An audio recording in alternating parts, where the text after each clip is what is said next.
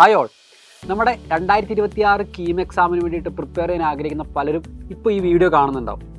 ഒരു board exam പാറ്റേണിലാണോ നമ്മൾ ചോദ്യങ്ങൾ പ്രാക്ടീസ് ചെയ്യേണ്ടതും മോക്ക് എക്സാമുകൾ എഴുതേണ്ടതും? അല്ല, കീം എക്സാമിനെ സംബന്ധിച്ച് കുറച്ചുകൂടെ ഹൈ സ്കോറിംഗ് ആയിട്ടുള്ള കൂടുതൽ നമ്പർ ഓഫ് ക്വസ്റ്റ്യൻസ് അടങ്ങിയ ഒരു എക്സാമാണ് കീം എക്സാം എന്ന് പറയുന്നത്.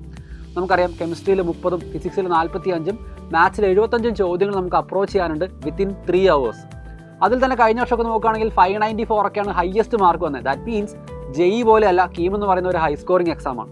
നമ്മൾ ബോർഡ് എക്സാമിന് വേണ്ടി പ്രിപ്പയർ ചെയ്ത രീതി അതല്ല കീം എക്സാമിന് വേണ്ടത്. എൻട്രൻസ് ഓറിയൻറ്റഡ് ആയിട്ട് തിയറി പഠിച്ച ശേഷം എഫക്റ്റീവ്ലി മോക്ക് എക്സാമുകൾ എഴുതി, എസ്പെഷ്യലി കീം എക്സാം ഒരു CBT എക്സാമാണ്, കമ്പ്യൂട്ടർ ബേസ്ഡ് ടെസ്റ്റ് ആയതുകൊണ്ട് തന്നെ ആ പാറ്റേണിൽ തന്നെ ചോദ്യങ്ങൾ ചെയ്ത് എക്സാമുകൾ എഴുതി പ്രാക്ടീസ് ചെയ്യുന്നതാണ് ഏറ്റവും ഉത്തമം.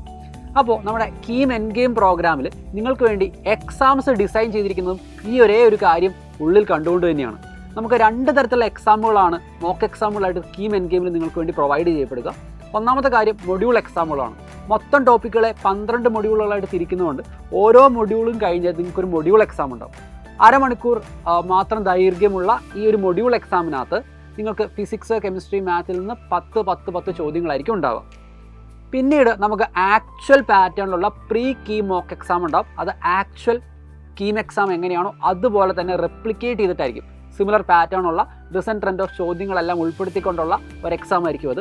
അവിടെ നിങ്ങൾക്ക് ഫിസിക്സിൽ 45, കെമിസ്ട്രിയിൽ 30 ആൻഡ് മാത്സിൽ 75 ചോദ്യങ്ങൾ അടങ്ങുന്ന 600 മാർക്കിൻ്റെ 3 മണിക്കൂറിലുള്ള എക്സാം ആയിരിക്കും പ്രീ കീം മോക്ക് എക്സാം എന്ന് പറയുന്നത്.